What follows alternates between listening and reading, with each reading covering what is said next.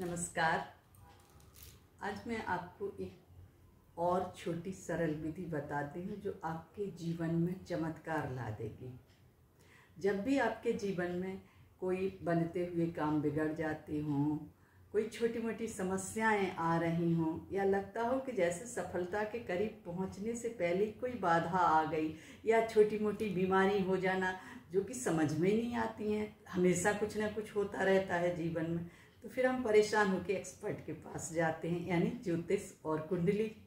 और यदि किसी ने बता दिया कि पितृदोष है तो बहुत परेशान हो जाते हैं, फिर उसका पूजन कराते हैं। और कभी कभी ऐसा भी होता है कि शास्त्रोक्त विधि से पूरी तरह से हमारा पूजन हो भी नहीं पाता है, क्योंकि ना तो हमें वो सामग्रियाँ मिलती हैं। अब आजकल तो यदि हम चाहें कि अपने पूर्वजों को कौए के माध्यम से, जैसा कि हमारे शास्त्रों में लिखा है कि खाना खिला सकें, तो हमें कौए ही नहीं मिलते हैं। यानी जो चीज़ें पहले थी वो पूर्णतः बदल गई हैं, तो फिर कैसे हमारी बात या हमारी चीज़ें उन तक पहुँचे। सब कुछ बदल गया है। पंडित भी अब बदल चुके हैं, उनके पास भी इतना समय नहीं होता है, इतना कंसंट्रेशन नहीं होता है कि वो ठीक से आपका पूजन करा सकें। तो ये विधि यदि आप पूजा नहीं कर पाए ठीक से तो परेशान मत होइए, ये विधि आपको पूरी तरह से जीवन में सफलता के करीब ला देगी। अब आपको आश्चर्य हो रहा होगा ये कौन सी विधि है, आप करके तो देखिए। सबसे पहले इस विधि की खोज एक डॉक्टर ने की थी और उन्होंने बहुत लोगों पे इसके प्रयोग किए। चलिए मैं इस चीज़ को जाने देती हूँ, क्योंकि ये बहुत डिटेल है, ये कहानी मैं पूरी बाद में सुनाऊंगी। सबसे पहले हम इस विधि को करते हैं क्योंकि अभी पितृपक्ष चल रहा है और ऐसे में हमारे शास्त्रों में लिखा है कि हमारे पितृ आते हैं पृथ्वी पर। तो इस समय यदि वो आए हुए हैं और हम इस प्रोसेस को कर लें तो ये हमारे लिए बहुत ही लाभदायक होगा। वैसे इसको बाद में भी कर सकते हैं, लेकिन इन दिनों तो बहुत ही आश्चर्यजनक रूप से आपको सफलता मिलनी ही तय है।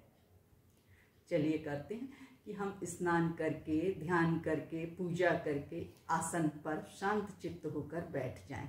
अपने पूर्वजों की फोटो रख लें, उनका यथाउचित पूजन कर लें। हाँ, एक जल का गिलास या लोटा भर के अवश्य रखना है और चुपचाप से आंखें बंद करके अपने हृदय में उनका ध्यान करके उनके चित्र को अपने सामने लाइए। बंद आंखों से देखिए और बोलिए, ये एक तरीके से 4 लाइन का मंत्र है। I am sorry, please forgive me, thank you, I love you.